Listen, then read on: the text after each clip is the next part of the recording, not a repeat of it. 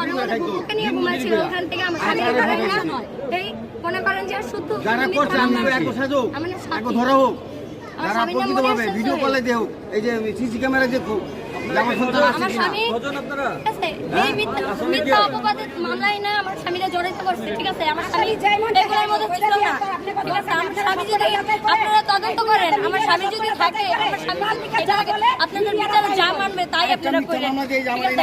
আমার আজকে 1 বছর যাবত আমার স্বামী এলাকার বাইরে, ঠিক আছে? মিথ্যা মামলা আমার স্বামী, বাড়িওয়ালা পর্যন্ত বলছে যে দয়া করে আপনারা একটাই রিকোয়েস্ট, আমার স্বামীরে আপনারা আমার স্বামী ছাড়া করেন, আমার সন্তান ছাড়া করেন না। আপনাদের কাছে একটাই রিকোয়েস্ট, আপনারা একটু যাচাই বাছাই করেন যে আমার স্বামী আসছিল কিনা, যদি থাইকা থাকে আপনারা আপনাদের স্বামীর নাম কি?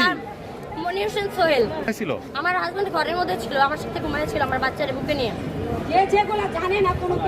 সাবার বিড়লা থেকে আমাদের ওইখান থেকে বাসা, আমি ওখানে ভাড়া থাকি, ওইখান থেকে নিয়ে আসছে আমার বাড়িওয়ালা পর্যন্ত। আমার বাড়িওয়ালা একটু পরপর মনে করেন 5 মিনিট পরপর গেট খুলে দেখে আমরা কি করি ঘরে।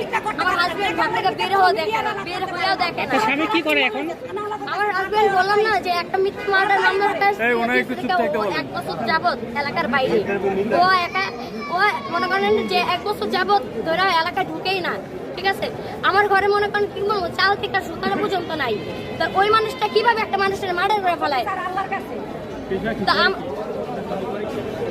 সে এক সময় যাই হোক এলাকায় যাই মাদক ব্যবসা করছিল এক সময়, এখন সে করে না এগুলা সব বাদ দিয়ে আজকে 1 বছর যাবত আমার সন্তান এই 2-3 দিন কি পলাতক ছিল নাকি? পলাতক ছিল না না না, বাসায় ছিল। বাসা থেকে ওনারা গিয়ে র‍্যাপ করে গিয়ে ওনারা আমার স্বামী গেট নিজে খুলে দিয়েছে, গেট খুলে দিয়ে তারাই বলছে যে স্যার আমি যদি থাইকা থাকি তাহলে আমার তদন্ত করে, আমি যদি থাইকা থাকি। ভাই একজনের কথা শুনি। আমার স্বামী কোথাও যায় না, ঘরের মধ্যেই থাকে সারাদিন। সর্বশেষ কি কাজ করতো? পায়ে পায়ে শত্রু, সর্বশেষ কি করতো? এখন সারাদিন ঘরের মধ্যেই বসে থাকে, ও বের হয়ে দেখে না, বাসা থেকে বের হয়ে দেখে না। আপনারা তদন্ত করে দেখেন আমার স্বামী কি ছিল বা না ছিল।